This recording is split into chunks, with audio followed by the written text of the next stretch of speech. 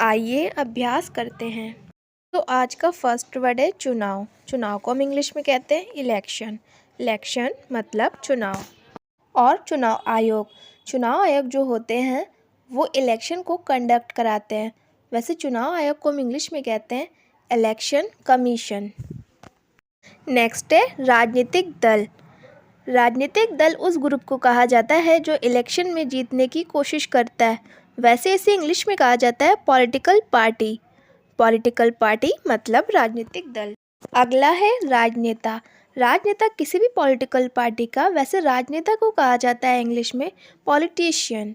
Politician मतलब राजनेता। अगला है चुनाव अभियान। चुनाव अभियान जो सारी पॉलिटिकल पार्टी चुनाव के दौरान करती हैं। वैसे चुनाव अभियान को हम इंग्लिश में कहते हैं इलेक्शन कैंपेन। इलेक्शन कैंपेन मतलब चुनाव अभियान। अगला है चुनाव चिन्ह। चुनाव चिन्ह जो देखते हैं आप किसी भी पॉलिटिकल पार्टी का। वैसे चुनाव चिन्ह को हम इंग्लिश में कहते हैं इलेक्शन सिंबल। इलेक्शन सिंबल मतलब चुनाव चिन्ह। और नेक्स्ट है नारा। नारा जो होता है किसी भी राजनीतिक दल का। वैसे इसे कहा जाता है स्लोगन। स्लोगन मतलब नारा। और नेक्स्ट है घोषणा पत्र। घोषणा पत्र जो देख रहे हैं आप ये राजनीतिक दल निकालती है कि वो फ्यूचर में जब जीत जाएंगी तो वो क्या क्या करेंगी। तो ये सब लिखा होता है उस घोषणा पत्र में। वैसे घोषणा पत्र को हम इंग्लिश में कहते हैं मैनिफेस्टो। मैनिफेस्टो मतलब घोषणा पत्र। नेक्स्ट है विपक्षी दल। विपक्षी दल जो होती है वो किसी पार्टी के अगेंस्ट में खड़ी रहती है। विपक्षी दल को हम इंग्लिश में कहते हैं ऑपोजिशन पार्टी। ऑपोजिशन पार्टी मतलब विपक्षी दल। नेक्स्ट है मतदान। मतदान इलेक्शन में जो आप करते हो किसी व्यक्ति के पक्ष में या विपक्ष में। वैसे मतदान को हम इंग्लिश में कहते हैं वोट। वोट मतलब मतदान। और नेक्स्ट है मतदाता। मतदाता जो वोट को करता है। वैसे मतदाता को हम इंग्लिश में कहते हैं वोटर। वोटर मतलब मतदाता। नेक्स्ट है वोट डालना या वोट देना को हम इंग्लिश में कहते हैं cast one's vote. Cast one's vote. और यहाँ पर आप वंस की जगह माय योर ऐसे यूज़ करेंगे। जैसे हम इसका एक एग्जाम्पल देख लेते हैं। मैंने अपना वोट डाला या वोट दिया तो आप इसकी इंग्लिश ऐसे बनाएंगे आई कास्ट माई वोट। मतलब मैंने अपना वोट डाला या फिर दिया। और यहाँ पे मैं आपको बता देती हूँ कास्ट की तीनों फॉर्म कास्ट होती है इसलिए मैंने यहाँ कास्ट का यूज़ किया है। नेक्स्ट है मत अधिकार। मत अधिकार का मतलब होता है मत देने का अधिकार जो लोगों का होता है। वैसे मत अधिकार को हम इंग्लिश में कहते हैं फ्रेंचाइज। फ्रेंचाइज मतलब मत अधिकार।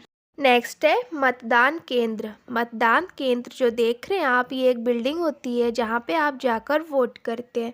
वैसे मतदान केंद्र को हम इंग्लिश में कहते हैं पोलिंग स्टेशन या फिर आप इसे पोलिंग प्लेस भी बोल सकते हैं। नेक्स्ट है मतदान कक्ष। मतदान कक्ष कुछ इस तरीके का होता है जैसे कि आप देख रहे हैं। वैसे इसे इंग्लिश में कहा जाता है पोलिंग बूथ। पोलिंग बूथ मतलब मतदान कक्ष। नेक्स्ट है डाक द्वारा मत। इसमें वोट भेजा जाता है डाक के द्वारा। वैसे डाक द्वारा मत को हम इंग्लिश में कहते हैं पोस्टल वोट। पोस्टल वोट मतलब डाक द्वारा मत। नेक्स्ट है मतपत्र। इसमें गुप्त लिखित मतदान होता है इस कागज़ की पर्ची में जिस पे लोग अपना मत व्यक्त करते हैं तो इसे कहा जाता है मतपत्र। वैसे इसे इंग्लिश में कहा जाता है बैलेट। बैलेट मतलब मतपत्र। नेक्स्ट है वोटिंग मशीन। ये वोटिंग मशीन जो देख रहे हैं आप इसके द्वारा मत दिया जाता है। वैसे वोटिंग मशीन को हम इंग्लिश में कहते हैं इलेक्ट्रॉनिक वोटिंग मशीन। नेक्स्ट है आचार संहिता। आचार संहिता लगाई जाती है इलेक्शन से कुछ दिन पहले। वैसे आचार संहिता को हम इंग्लिश में कहते हैं code of conduct. Code of conduct मतलब आचार संहिता। नेक्स्ट है गठबंधन। गठबंधन जो किया जाता है चुनाव के दौरान पॉलिटिकल पार्टीज करती हैं। वैसे गठबंधन को कहा जाता है अलायंस। अलायंस मतलब गठबंधन। और महागठबंधन। महागठबंधन को इंग्लिश में कहा जाता है ग्रैंड अलायंस। ग्रैंड अलायंस मतलब महागठबंधन। और नेक्स्ट है उपचुनाव। उपचुनाव जो होते हैं ये चुनाव नए सांसद या फिर विधायक के लिए होते हैं जब किसी सदस्य की अकस्मात मृत्यु या फिर पद छोड़ने के कारण। वैसे उपचुनाव को हम इंग्लिश में कहते हैं बाई इलेक्शन। बाई इलेक्शन मतलब उपचुनाव। और नेक्स्ट है आम चुनाव। आम चुनाव वे चुनाव होते हैं जिसमें सरकार चुनने के लिए सभी लोग मतदान करते हैं। वैसे आम चुनाव को हम इंग्लिश में कहते हैं जनरल इलेक्शन। जनरल इलेक्शन मतलब आम चुनाव। और अगला है वाद विवाद या बहस। वाद विवाद या बहस ये संसद में होती है, वैसे इसे इंग्लिश में कहा जाता है डिबेट। डिबेट मतलब वाद विवाद या फिर बहस। और अगला है संसद। ये संसद जो देख रहे हैं आप, वैसे इसे इंग्लिश में कहा जाता है पार्लियामेंट। पार्लियामेंट मतलब संसद। और सांसद, सांसद जो कि मेंबर होता है संसद का, सांसद को हम इंग्लिश में कहते हैं मेंबर ऑफ पार्लियामेंट। और अगला है विधायक। विधायक को हम इंग्लिश में कहते हैं मेंबर ऑफ लेजिस्लेटिव असेंबली। और नेक्स्ट है विधानसभा। विधानसभा जो देख रहे हैं आप, वैसे इसे इंग्लिश में कहा जाता है लेजिस्लेटिव असेंबली। लेजिस्लेटिव असेंबली मतलब विधानसभा। अगला है प्रत्याशी या फिर उम्मीदवार। इसे हम इंग्लिश में कहते हैं कैंडिडेट। कैंडिडेट मतलब प्रत्याशी या फिर उम्मीदवार। और अगला है निर्दलीय उम्मीदवार। उसे कहा जाता है जो कि किसी भी पार्टी से एसोसिएट नहीं होता और इंडिपेंडेंट खड़ा होता है इलेक्शन में। निर्दलीय उम्मीदवार को हम इंग्लिश में कहते हैं इंडिपेंडेंट कैंडिडेट। और नेक्स्ट है नामांकन पत्र। नामांकन पत्र को भरा जाता है चुनाव में खड़े होने के लिए, वैसे नामांकन पत्र को कहा जाता है नॉमिनेशन पेपर। नॉमिनेशन पेपर मतलब नामांकन पत्र। और नेक्स्ट है खड़ा होना चुनाव में। इसके लिए आप वर्ड यूज़ करेंगे स्टैंड का। अब जैसे इसका एक एग्जाम्पल देख लेते हैं। मुख्यमंत्री ने घोषणा की है कि वो चुनाव में खड़े नहीं होना चाहते, तो आप इसकी इंग्लिश ऐसे बनाएंगे, the chief minister has announced he does not stand for an election. और नेक्स्ट है निर्वाचन क्षेत्र या चुनाव क्षेत्र। इसका मतलब होता है कि कोई भी पर्सन जो चुनाव में खड़ा होता है किसी भी पार्टिकुलर एरिया से, उसे कहा जाता है चुनाव क्षेत्र या फिर निर्वाचन क्षेत्र। और इसे हम इंग्लिश में कहते हैं कॉन्स्टिट्यूएंसी। और नेक्स्ट है पार्षद। पार्षद को कहा जाता है काउंसलर। काउंसलर मतलब पार्षद। और महापौर। महापौर को इंग्लिश में कहा जाता है मेयर। मेयर मतलब महापौर। और नेक्स्ट है चुनाव कराना। चुनाव कराना को हम इंग्लिश में कहते हैं hold an election. Hold an election मतलब चुनाव कराना। जैसे अब इसका एक एग्जाम्पल देख लेते हैं। चुनाव आयोग बहुत जल्दी चुनाव कराएगा, तो आप इसकी इंग्लिश ऐसे बनाएंगे, the election commission will hold an election very soon.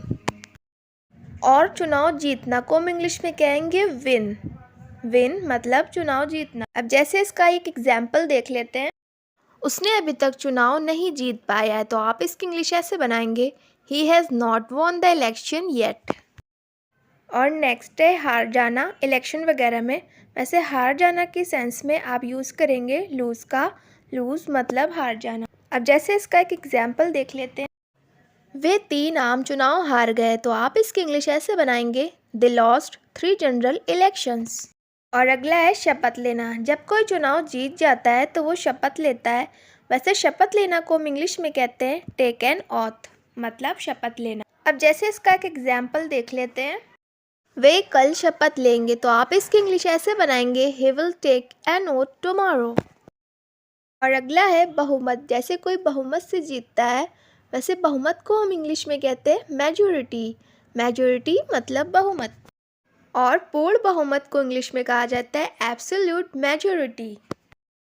और अगला है मतदाता उपस्थिति। इसे कहा जाता है इंग्लिश में वोटर टर्नआउट। वोटर टर्नआउट मतलब मतदाता उपस्थिति। और नेक्स्ट है मतदान दिवस। मतदान दिवस को इंग्लिश में कहा जाता है पोलिंग डे। नेक्स्ट है रैली। रैली जो कराती है पॉलिटिकल पार्टी बड़ी बड़ी, वैसे इसे इंग्लिश में भी रैली ही बोला जाता है। और अगला है भाषण देना या संबोधित करना किसी रैली में, तो इसे इंग्लिश में कहा जाता है एड्रेस। जैसे अब इसका एक एग्जाम्पल देख लेते हैं। प्रधानमंत्री मोदी ने मध्य प्रदेश में एक रैली को संबोधित किया या फिर भाषण दिया, तो आप इसकी इंग्लिश ऐसे बनाएंगे, PM Modi address a rally in Madhya Pradesh. और नेक्स्ट है प्रवक्ता। प्रवक्ता जो कोई भी पॉलिटिकल पार्टी का होता है, जो आकर बोलता है टीवी वगैरह पे अपनी पार्टी की तरफ से, उसे हम इंग्लिश में कहते हैं स्पोक पर्सन। स्पोक पर्सन मतलब प्रवक्ता। और नेक्स्ट है मंत्रिमंडल। मंत्रिमंडल उसे कहा जाता है जिसमें सरकार की बहुत ही ज़्यादा इम्पॉर्टेंट मिनिस्टर्स होते हैं और उसमें प्राइम मिनिस्टर उनके साथ रेगुलर मीटिंग्स करते रहते हैं। वैसे मंत्रिमंडल को हम इंग्लिश में कहते हैं कैबिनेट। कैबिनेट मतलब मंत्रिमंडल। और नेक्स्ट है फेर बदल करना। फेर बदल करने को हम इंग्लिश में कहते हैं रीशफल। रीशफल मतलब फेर बदल करना। जैसे इसका एक एग्जाम्पल देख लेते हैं।